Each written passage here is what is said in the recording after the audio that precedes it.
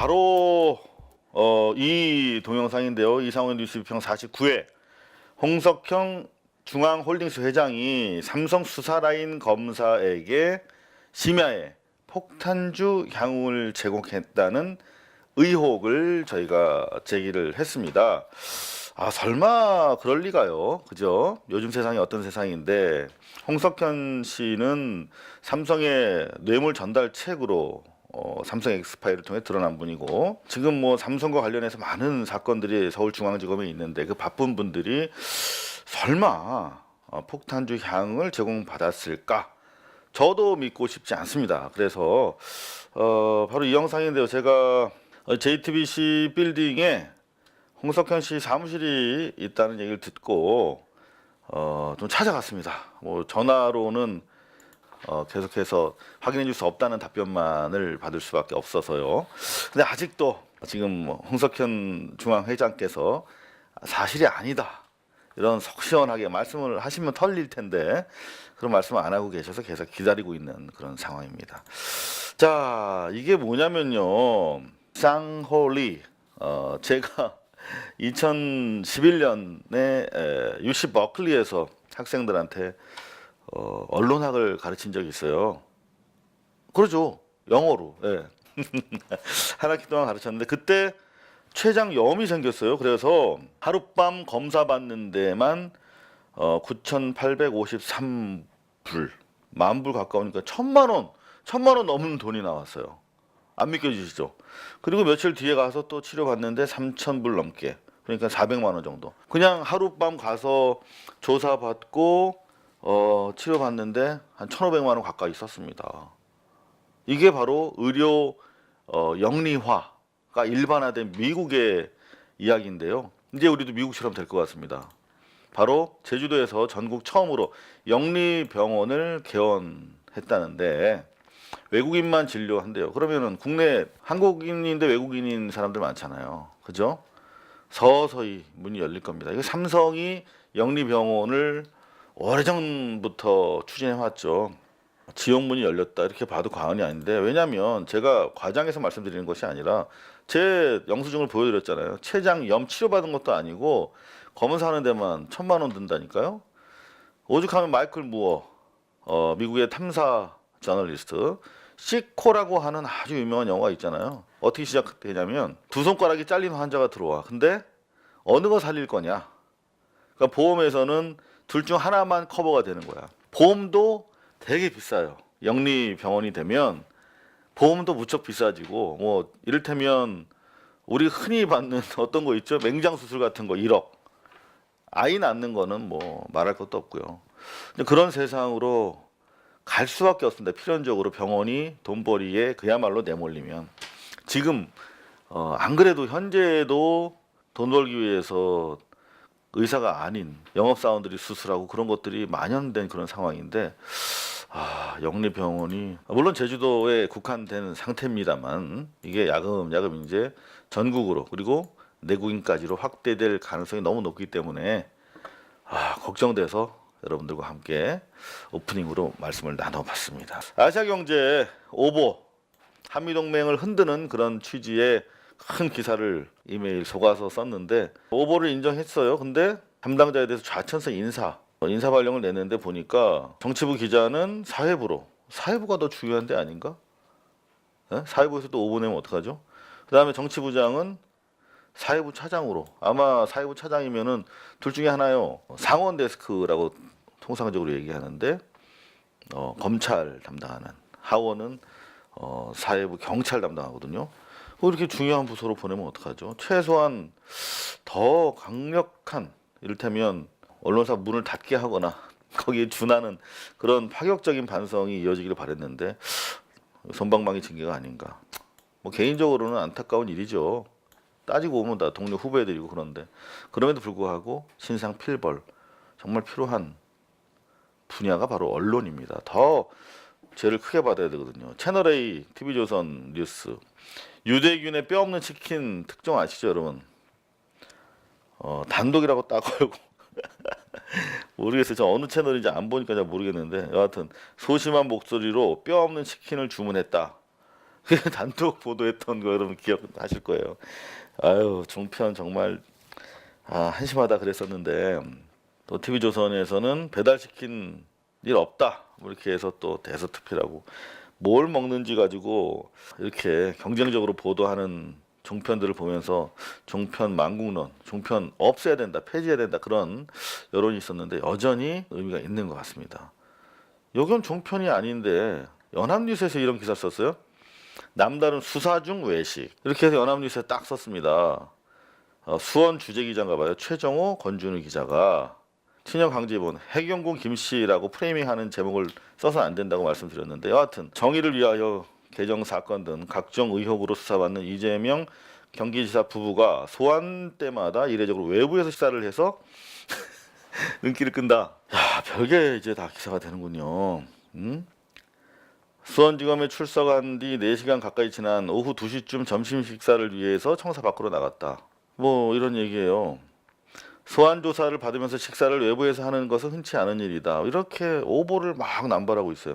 경찰 관계자는 20년 넘게 경찰로 일하면서 피의자가 밖에서 밥을 먹고 돌아와서 조사받는 건 처음 본다.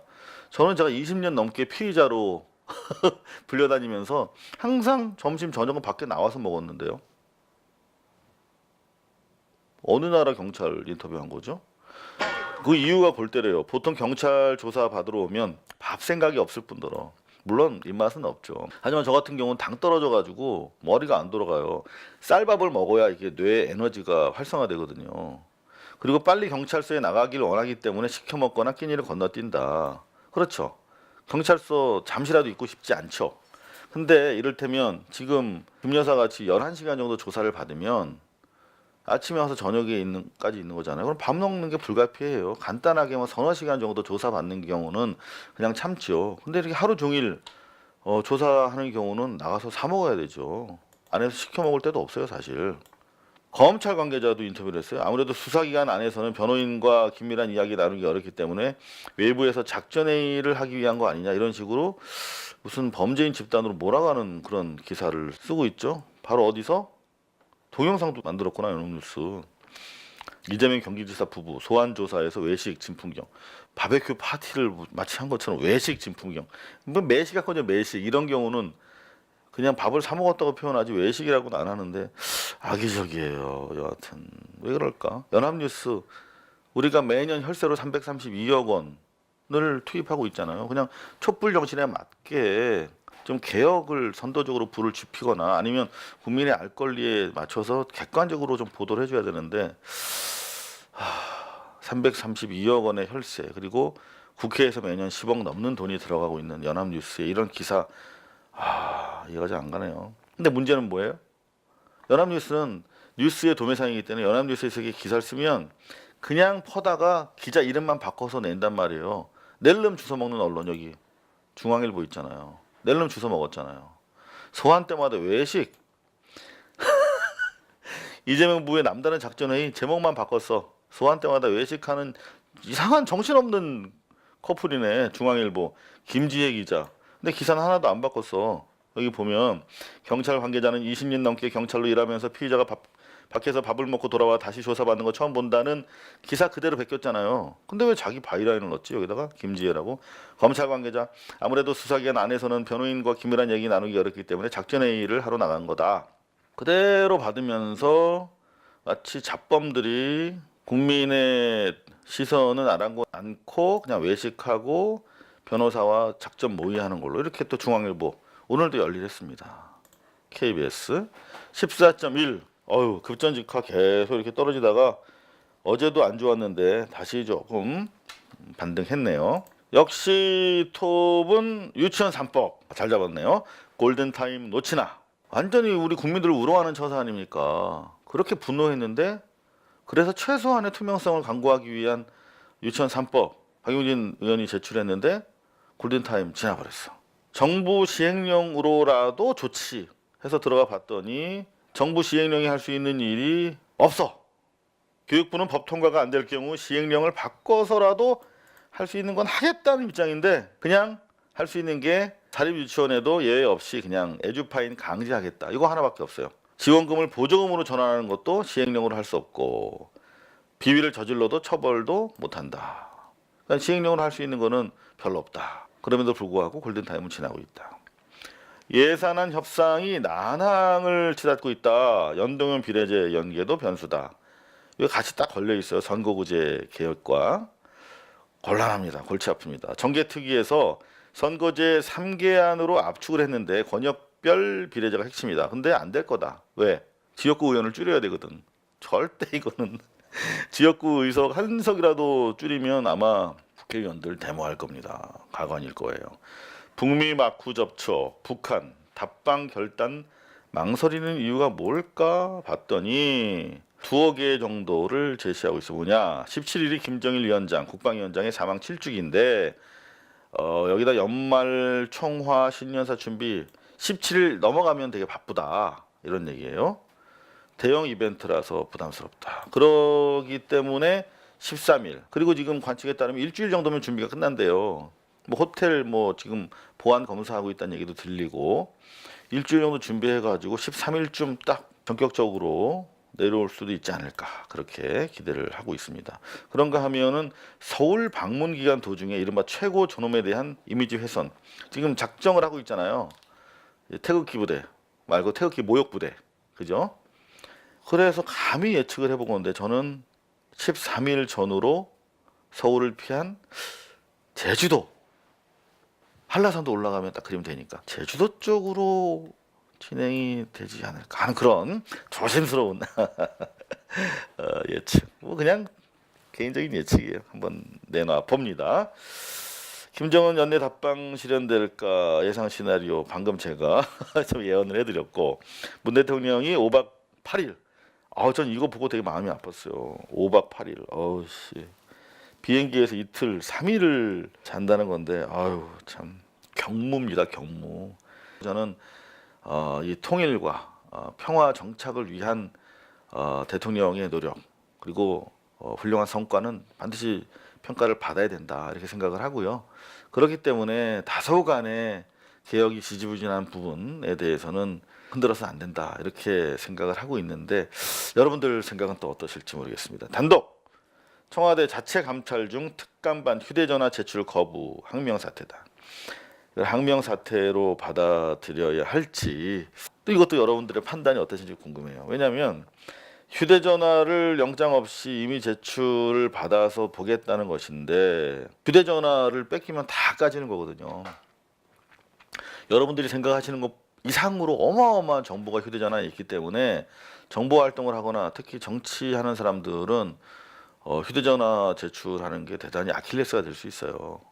저는 이재명 지사 쪽에서 휴대전화를 제출하지 못한 이유도 이런 이유도 있지 않을까. 그냥 클리어하면 되는데 대신에 다른 걸로 책 잡힐 수 있고 또 그 방대한 휴대전화의 기록이 검찰 내부 어딘가에서 이를테면 뭐 범죄기획관실이라든가 그런 데서 관리가 될 텐데 공유되고 그랬을 경우에 미래를 꿈꾸는 사람 입장에서 좀 검찰을 내가 못 믿겠다 이렇게 얘기하는 꼴이 되기 때문에 밝히긴 어렵지만 그런 속사정도 있지 않을까. 여하튼 항명 사태로 뽑은 것은 조금 세긴 세다 그런 생각도 드네요. 정 필요하면 영장 집행하면 되는데 단독 또 있네요. 청와대 특감반 발령 직후 2명을 교체했다. 검증 소홀이 문제였다. 검증을 철저히 미리 했으면 좋겠는데 워낙 한꺼번에 돌려보내는 그런 상황이 발생이 됐기 때문에 뭐 여하튼 나중에라도 2명을 돌려보낸 건 잘한 것 같습니다. 이웅렬 코오롱 회장 이분이 얼마 전에 전격 사퇴를 발표했어요. 그러면서 참 재밌는 얘기를 많이 했단 말이에요. 자기가 뭐 금수저 그동안 꽉 물고 있느라 입을 앙당 물었는데 이빨에 다 금 같다. 재밌는 표현.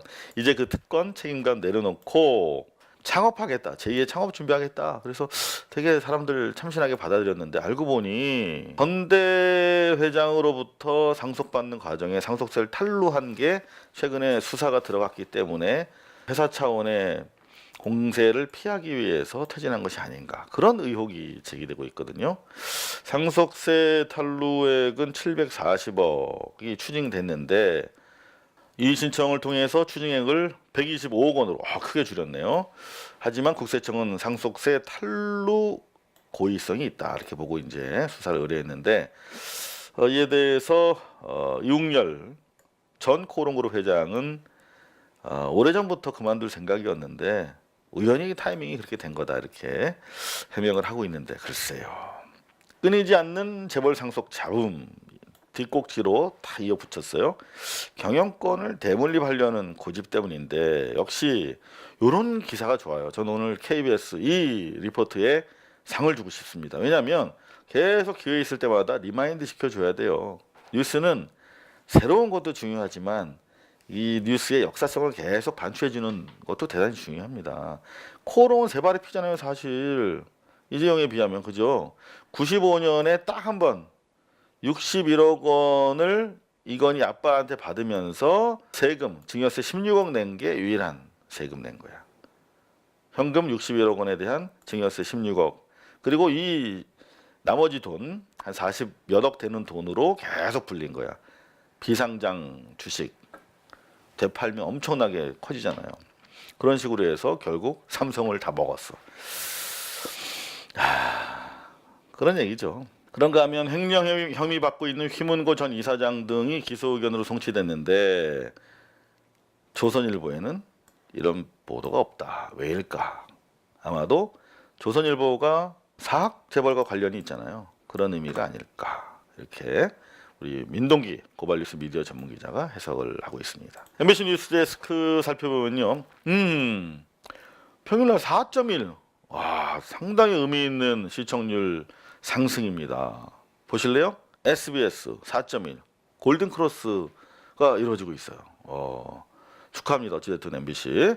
자, 큐시트를 보면 한국형 노사 상생 모델 시동.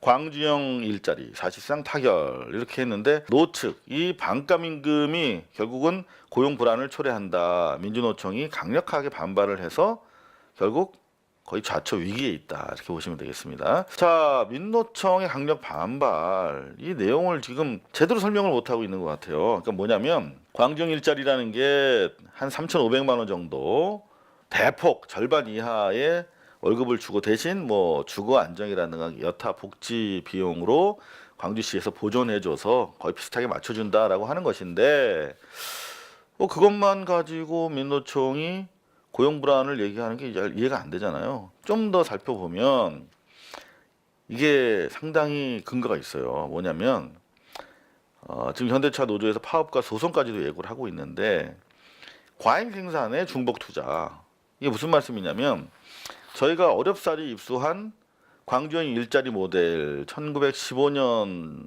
이후에 작성된 브로셔입니다. 이게 아마 지금은 확보하기 되게 어려우실 텐데 이게 광주형 일자리 모델의 브로셔니까 공식적인 입장이에요. 이게 2, 3년의 시간을 거치면서 변질되어 온 겁니다. 그러니까 이게 광주시에서 원래 추진했던 것은 지금 현재 1000cc 미만의 SUV 차량, 그러니까 레이 같은 거를 만들겠다고 하는 건데 그것도 10만 대 정도. 이미 지금 레이 같은 경우에 만들고 있잖아요. 포화 상태고 국내 시장이. 근데 해외 수출 전망도 뚜렷하지 않은 상태에서 현대 입장에서는 난감하고 그죠? 원래는 이게 박근혜의 대선 공약이었어요. 광주형 일자리 모델이. 그리고 이후에 계속 지역사회와 노조 함께 광주시가 협의해서 발전된 이 브로셔에 따르면 뭐 목표가 반값 일자리를 만드는 게 아니었어요. 원래 상생의 노사 파트너십 공동 결정하는 노사가 상생의 공동 파트너십이죠. 그러니까 현대도 투자하고 광주시도 투자하고 노조나 지역사회가 같이 오너십을 공유하면서 그리고 친환경 전기 자동차 정 안 되면 수소차라도 친환경 차량 이른바 그린카 클러스터를 기반으로 하는 그런 산업 기지였어요. 그러니까 중복 투자도 아니고 그리고 나아가서 반값 임금이 목표가 아닌 노사가 공동 결정하는 상생의 경영 모델로 출발을 했는데 이렇게 변색이 된 것이죠. 그러니까 당연히 노조 입장에서는 반발할 수밖에 없는데 그런 역사성. 언론사에서 연락 주시면 저희 이거 제공해 드리겠습니다. 광주형 일자리 모델 좀 역사성을 가지고 터치를 해줬으면 하는 아쉬움이 있습니다. 그렇게 해서 톱박스를 만들었고 북한의 희망 날짜 이미 한국 측이 제시했고 일주일이면 준비는 충분하다. 문 대통령과 트럼프 공감 직후에 판문점 접촉이 이루어지고 있는데 숨가쁜 12월이다.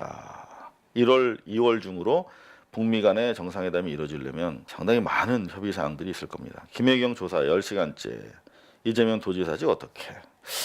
글쎄요. 11시간 만에 나왔다고 하니까. 근데 이재명 도지사직 어떻게?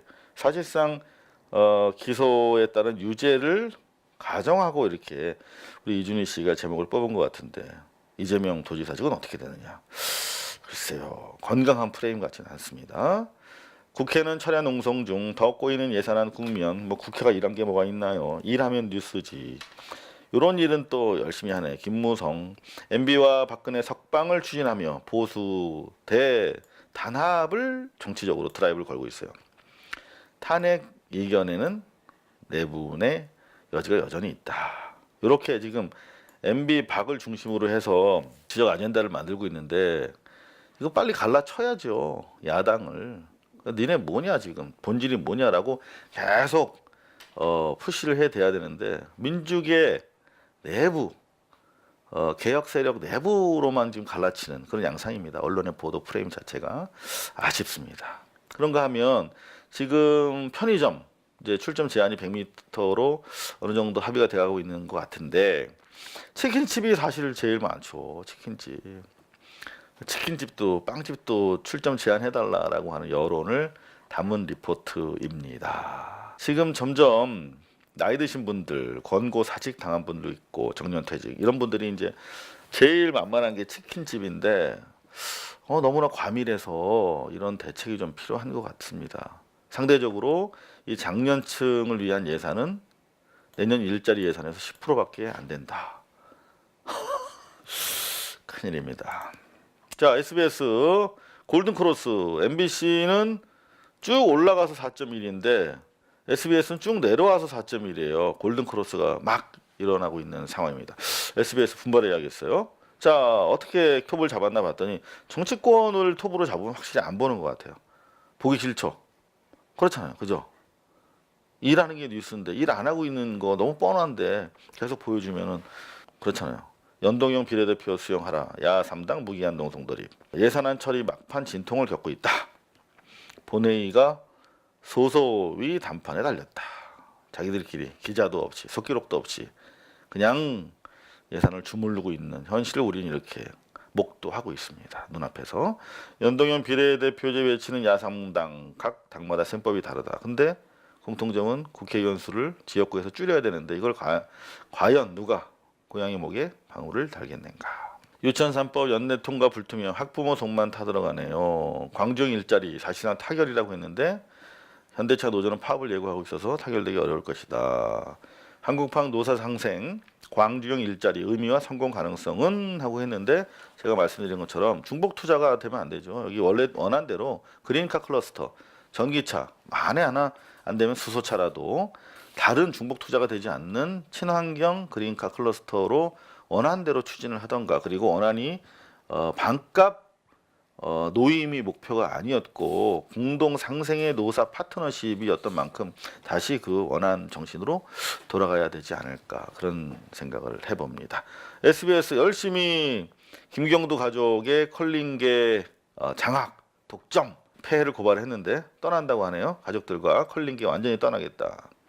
돈 관련 의혹 전면 부인, 감사 2주 더 연장한다. 완전히 떠나겠다고 하는 것은 뭐가 문제가 잡힌 것 같아요. 돈을 좀 더 파봐야 되지 않을까 그런 생각이 드는데요. 조국 경질해야 한다라고 하는 정치 공세 엄청나죠. 야당 공세에 청와대는 엄중 경고 수준으로 마무리하는 걸로 가닥을 잡았다. 조국 지키기 기류 강해진 청와대. 문 대통령은 어떤 결정을 내릴 것인가. 신임을 확인했죠. 어차피 욕먹을 각오하고 들어갔는데 과거처럼 민정수석실이 나서서 나쁜 짓은 안 했잖아요. 조직적으로 사찰을 한다든가 감시한다든가 그런 국민 상대로 게릴라전 같은 건 안 했잖아요. 이거는 개인 일탈로 보는 것이 맞은 것 같고 그 부분에 대해서는 필요 이상으로 조국까지 날리자라고 흔드는 것은 다분히 의도가 의심스럽다. 하지만 앞으로 이런 일 추가로 있으면 안 되겠다. 이런 정도로 저는 생각을 합니다. 단독으로 뉴스를 올렸는데요. 정치권의 첫 번째 탄핵법관 명단이 나왔다. 정의당에서 뽑았다. 현직 대법관도 포함되어 있다. 그게 최소한의 버텀라인, 최소한의 기준이 돼야 될 것이다. 관련된 모든 사람들을 환부를 딱 떼내달라라고 지금 얘기하고 있는데 사법부 수뇌부에서는 해부 수준으로 좀 더 과감하게 치고 들어가야 될 거다. 양승태 사법부가 통진당 소송 배당을 조작했대요. 그러니까 재판부 배당은 그냥 자동적으로 랜덤하게 이루어지는 줄 알았는데 배당을 조작한 의혹이 드러났다고 합니다. 그런가 하면 여기 보면 검찰 출석한 김혜경 씨가 진실이 밝혀지기를 바란다. 힘들고 억울하다. 라고 말하고 들어갔다는데 이렇게 김혜경 씨의 반론권을 행사해서 제목을 뽑은 유일한 리포트입니다. 그렇지, 이게 맞는 거죠. 기자들이 뭐하러 기다렸어요. 김혜경 씨가 뭐 한마디 하는 거 들으려고 기다렸는데 그러면 말을 이렇게 뽑아줘야죠. 근데 다른 데선 다 뭐 이재명 어떻게 될까 뭐 이런 식으로 약간 악의적으로 뽑지 않았나. 그런가 하면 요 기사가 지금 문제인데요. 여러분들의 생각이 어떠신지 저도 궁금합니다. 이해찬 대표가 한국 남성들이 베트남 여성을 선호한다라고 얘기했다가 야당이 일제히 비난하고 있대요. 왜 이런 얘기를 했나 보니까 베트남 경제부총리를 접견한 자리에서 많은 베트남 여성이 한국 남성과 결혼하고 있다. 양국이 아주 특별한 관계다. 사돈지간이다. 뭐 이런 얘기를 한 거예요. 그러면서 이해찬 대표의 요 멘트를 지금 문의 삼고 있는데 한국 사람들 베트남 쌀국수 좋아한다. 저도 여의도에 쌀국수집 가는데 거기 가려면 줄 서야 된다. 한국에 있는 남자하고 결혼하는 베트남 여성들이 아주 많다. 다른 나라 여성보다도 베트남 여성들을 제일 선호한다. 이런 얘기가 지금 야사당의 비판 대상이 되고 있는데 기호의 대상이라고 생각하는 시대착오적 저질 발언이다. 다문화 가정에 대한 모욕이다. 여성 비하다. 기자도 여성과 다문화 가정에 대한 감수성이 떨어지는 부적절한 발언이었다는 비판은 피해가기 어려워 보인다. 라고 판단하고 있어요. 다문화 가정과 젠더 감수성 떨어진다. 잘못된 발언은 혼나야죠. 근데 손들려고 하는 정치권의 다양한 의도들이 있는데 이 기사를 한번 보실까요? 실제로 2018년 국회 입법조사처 자료인데 다문화 학생 부모 국적 비율 이렇게 나와 있어요. 베트남이 제일 많아요. 29.1%. 거의 3명 중 1명. 저는 중국 국적이 제일 많을 줄 알았어요. 근데 22%, 베트남 29%인데 필리핀은 11.5%, 3배도 안 돼요. 그죠? 일본 맞네. 중국 동포 10%. 그럼 베트남 여성들이랑 제일 많이 결혼하면 이걸 영어로 프리퍼런스라고 하잖아요. 선호하는 거.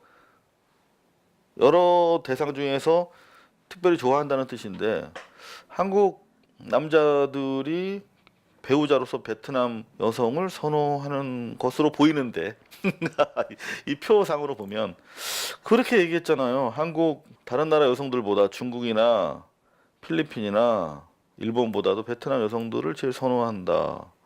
자료 보니까 선호하는데 이게 저도 이 젠더 감수성 교육을 좀 받아야겠네요.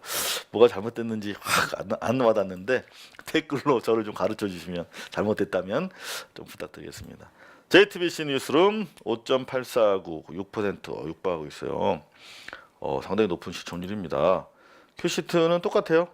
지금 박병대 고용한 전 대법관들에 대한 구속영장이 청구돼 있잖아요. 이제 내일이면 영장 심사가 있는데 특히 그 고용한 전 대법관 판사 블랙리스트 증거 인멸 혐의가 있는 것으로 검찰 수사 결과 드러난 것 같은데 양승태도 공범이다. 판사 블랙리스트와 관련해서 검찰 수사가 상당히 이루어지고 있다. 특정 판사의 특정 사건을 뺑뺑이가 아니라 조작해서 배당했다. 이런 내용 양승태 행정처. 실세들의 삼각 커넥션 징용재판 지연 어떻게 움직였나. 이거는 뭐 저희가 어제도 말씀드렸던 것처럼 김앤장이 청와대와 외교부와 법원을 쥐고 흔들었다. 문 대통령 중요한 건 비핵화 촉진이다. 연내 답방 재차 언급했다. 비핵화 촉진, 그러니까 뭐 조선일보 등이 자꾸 흔들고 있잖아요. 비핵화 촉진이 아니라 지금 제재를 풀어달라고 오히려 우리가 너무나 앞서가고 있는 거 아니냐, 그런 차원을 경계하기 위해서 비핵화를 위한 것이다라고 다시 원칙적으로 문 대통령이 강조를 한 거고, 철도 도로 조사 17일 완료한다.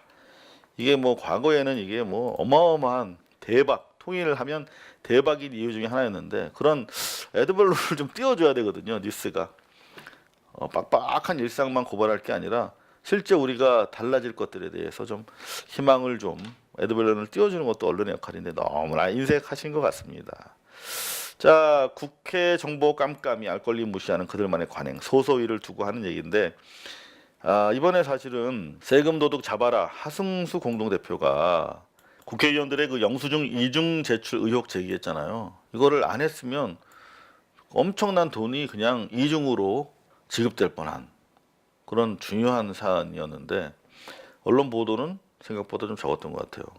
이런 국회 각종 정책 연구 보고서 공개 요청을 JTBC가 했는데 거절당했다.